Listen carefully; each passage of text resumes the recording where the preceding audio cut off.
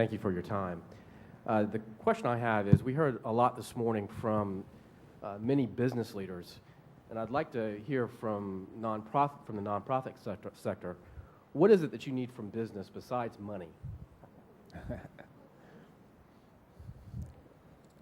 You know, I'll start off.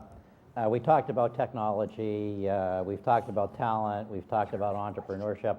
Again, business is not a uniform sector, but business has more talent, it has more technology, it has more innovation than any other part of our society. And it also has the capital. And the nonprofit side is never going to have that critical mass. And so we really, I think, in the nonprofit world, as a matter of fact, have to be more creative and entrepreneurial and thinking out of the box about how to relate to the world of business. Because to overstate, I think the money is the least important element of what would be the right strategic relationship between business and a nonprofit or the nonprofit world.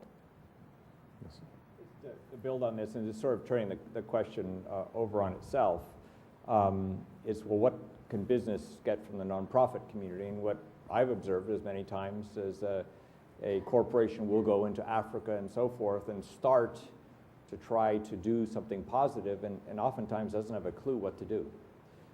And many times it is the nonprofit that acts as the technical know-how to how to engage in a country. So part of what a business can do is actually, when it is engaging in its social responsibility, to recognize that there is a tremendous pool of talent out there that is not there simply to deliver projects, but is there to work with them and think through the policies that they're developing as they want to engage with the world.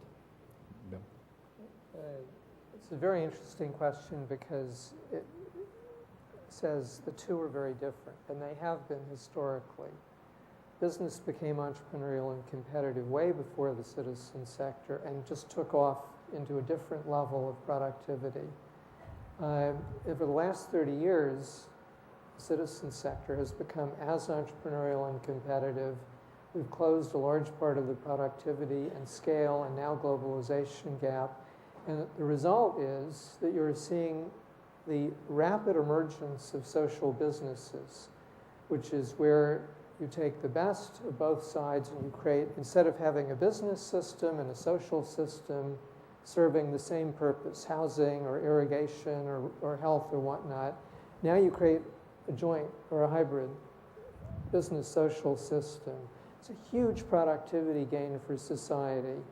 And we are actually demonstrating this in multiple different industries with the goal that 4 or 5 years from now, anyone here who's thinking about the strategy of a business or a society or a social business will automatically think, well, how can I put these together to achieve that effect? And just for example, this illustrates the technology. If you go to Punjab in India now, you'll find a whole bunch of little blue buildings near the village well. Water comes in, goes through reverse osmosis to plastic tank. About 2/3 of the village typically pays to get safe drinking water. In that same building, there's a low-cost pharmacy and there's a long-distance diagnostic unit. So one doctor far away, supported by nurses, does diagnosis for about 50,000 people a month.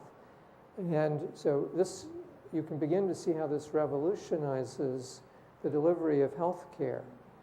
Now, the citizen group in the village is no good at producing reverse osmosis machines, and vice versa is true. It's a combination.